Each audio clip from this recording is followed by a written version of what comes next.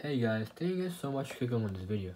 So in this video we have the cheapest Funko Pop I could find.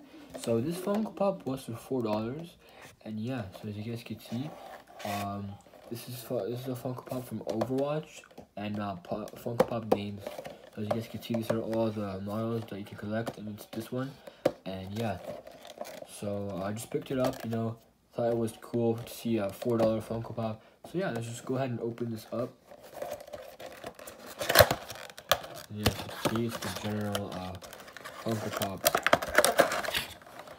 boxing, and you can see it right over there.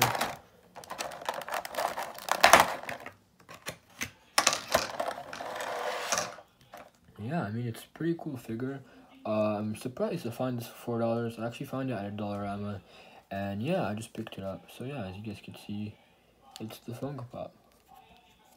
So yeah, that's the Funko Pop. So yeah, thank you guys so much for watching this short unboxing. Please be sure to subscribe and smash the like button. And yeah, until next time, peace out.